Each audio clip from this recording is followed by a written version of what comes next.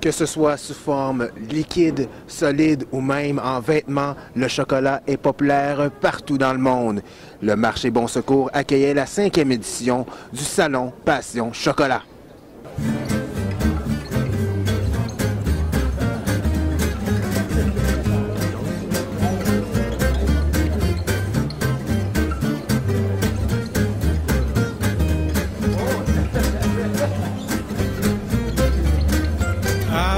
So unsure as I take your hand and lead you to the dance floor.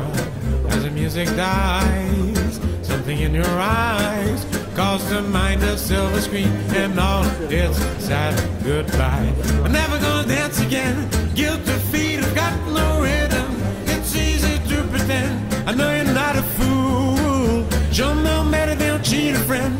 His eyes upon your face, his hand upon your hand, his lips caress your skin.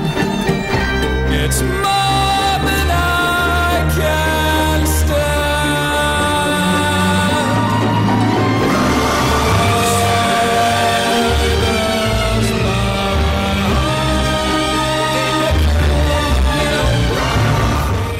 Lorsque nous le touchons, lorsque nous le sentons, lorsque nous le dégustons. Le côté ludique du chocolat, le luxe, la sensualité, la sexualité, la douceur et l'envie de le déguster lentement. Bonjour Virginie. Salut, merci de venir faire un tour au marché Bon Secours. Virginie, le chocolat est entré de quelle façon dans ta vie? Ça fait longtemps que je suis amateur de chocolat, mais je te dirais que, bon, enfant, j'aimais ça comme tous les enfants, mais à l'âge de 16 ans, j'ai eu ma première job d'été, qui était une job dans une chocolaterie à Saint-Bruno. Et c'est là que j'ai pu parfaire mes connaissances, en apprendre un peu plus et découvrir aussi des meilleures qualités de chocolat. Et je ne sais pas si tu as remarqué, mais dans les dernières années, les Québécois en général se sont raffinés au niveau des alcools, des vins spiritueux, tout ça. Mais au niveau des chocolats aussi, on a envie d'autre chose que la tablette de chocolat que tu peux trouver au dépanneur. Pas qu'on n'aime pas ça, ce chocolat-là. Mais au Québec, on a plein d'artisans qui font des chocolats exceptionnels, qui ont réussi à marier toutes sortes de saveurs avec le chocolat, mais des saveurs auxquelles on ne penserait pas et qui finalement vont très, très bien avec le chocolat. Donc c'est vraiment un art, c'est tout un art. Et vous parlez des artisans qu'on a ici. Est-ce que vous avez fait des découvertes en fin de semaine? J'ai goûté à tellement de sortes de chocolats différents. Dans ce qui m'a surpris, chocolat au basilic, au romarin, chocolat au vinaigre balsamique, chocolat au curry, rien de moins. Et toutes sortes de chocolats mêlés à des produits du terroir, comme un au miel en particulier, mais le miel goûtait vraiment le miel à l'intérieur. Tu avais vraiment les deux goûts séparés. Et plus tu aimes le chocolat, plus tu aimes le chocolat noir, parce que tu découvres les qualités et les vertus aussi du chocolat noir. Alors, il y en a vraiment pour tous les goûts, là. Est-ce que vous avez un type de chocolat favori si on vous demande de manger uniquement un chocolat? Ça va être quoi votre choix?